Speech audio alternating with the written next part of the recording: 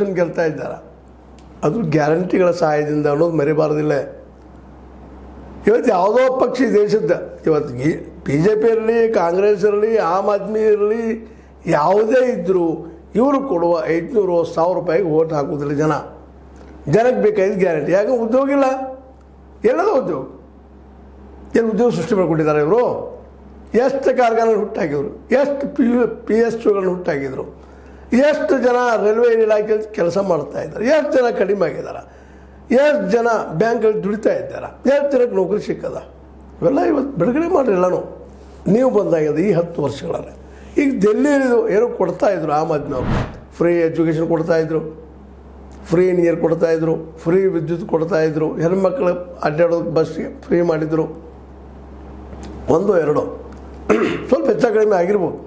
ಆದರೆ ಇವರು 2500 ಪ್ರತಿ ಹೆಣ್ಮಕ್ಳಿಗೆ ಕೊಡ್ತಾನಂದವರು, ಅದು ಪ್ರಥಮ ಕ್ಯಾಬಿನೆಟ್ ಮೀಟಿಂಗ್ದಲ್ಲೇ ಘೋಷಣೆ ಮಾಡ್ತೀವಿ ಅಂತ ಹೇಳಿದವರು ಇವತ್ತಿಗೂ ಇಲ್ಲ. ಕೇಳಿದ ತಕ್ಷಣ ಗೋಧಿ ಮೀಡಿಯಾ ಇದ್ದಿದ್ದು ಕೇಳಿದವರು ಟೀಕಾ ಮಾಡ್ಲಿಕ್ಕತ್ತದ.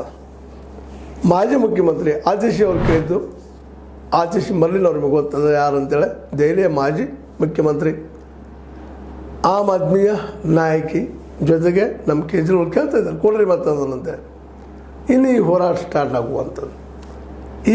ಇಲ್ಲಿವರೆಗೆ ಈ ಮಹಾರಾಷ್ಟ್ರದಲ್ಲೇ ಮೊನ್ನೆ ನಡೆದಂಥ ಮಹಾರಾಷ್ಟ್ರದಲ್ಲ, ಅಲ್ಲೂ ಹೆಣ್ಮಕ್ಳಿಗೆ ಕೊಡ್ತಾನೆ ಅಂತಿದ್ರು 2000-2500, ಇವತ್ತಿಗೂ ಇಲ್ಲ. ಹರಿಯಾಣದಲ್ಲಿ ಮಾತಾಡಿದರು, ಅಲ್ಲೂ ಇಲ್ಲ. ಹೇಳಿ ದೊಡ್ಡದನ್ನು ಮಾತಾಡಿಬಿಡ್ತಾರೆ ರೀ, ಮ್ಯಾನಿಫೆಸ್ಟೋ ಹೇಳಿಬಿಡೋದು. ಮೊದಲೈತೆ ಕಾಂಗ್ರೆಸ್ ಮಾಡ್ತಿತ್ತು, ಅದನ್ನು ಈಗ BJP ಮಾಡ್ಲಿಕ್ಕತ್ತದ. ಡೆಲ್ಲಿ ಅಂತ ಜನ ಈಗಾಗಲೇ ಗ್ಯಾರಂಟಿಗಳ ಬಗ್ಗೆ ಸುಖ ಅನುಭವಿಸಿದ್ದಾರೆ. ಅವ್ರ ಗ್ಯಾರಂಟಿ ಅದೊಂದಲ್ಲ, ಕರ್ನಾಟಕದಲ್ಲಿ ಅದೇ ಪರಿಸ್ಥಿತಿ ಅದ. ಇವತ್ತು ಕರ್ನಾಟಕದಲ್ಲಿ ವಿರೋಧ ಪಕ್ಷಗಳು ಇಲ್ಲ, ಗಂಟು ಖಾಲಿ ಆಗೈತಿ, ಗಜಲ ಖಾಲಿ ಆಗೈತಿ, ಏನಿಲ್ಲ, ಎಲ್ಲ ಬಂದ್ ಅನ್ನೋದ್ರಾಗ ಪಟಕ್ನ ಸಿದ್ದರಾಮಯ್ಯ ಅಂತ ಬಂದವರ ಇಲ್ಲ, ಎಲ್ಲ ಕೊಡ್ಲಿಕ್ಕೆ ರೆಡಿ ಅದ, ನಾವು ರೆಡಿ ಮಾಡಿದ್ದು ಅಂತ ಅವ್ರು ಹೇಳ್ತಾಯಿದ್ರು. ಅಂದ್ರೆ ಜನ ಅಡಿಕ್ಟ್ ಆಗಿದ್ದಾರೆ ಗ್ಯಾರಂಟಿ ಕೊಡೋದಿಲ್ಲ ಅಂತಂದ್ರೆ ನಾವು ನಿಮ್ಗೆ ಓಟ್ ಹಾಕೋದಿಲ್ಲ ಅನ್ನೋ ಸ್ಥಿತಿಗೆ ಬಂದಿದ್ದಾರೆ. ಈ ದಿಲ್ಲಿ ಒಳಗೆ ಅದು ಶುರು ಆಯ್ತು ಈಗ. ಮತ್ತು ಅದರಲ್ಲೂ ಆಮ್ ಆದ್ಮಿ ಬೇರೆ, ಇನ್ನುಳಿದ ಪಕ್ಷಗಳು ಬೇರೆ ಸೋತಿರ್ಬೋದು, ಅವ್ರ ಮೇಲೆ ಆರೋಪಗಳಿದ್ದಾವೆ.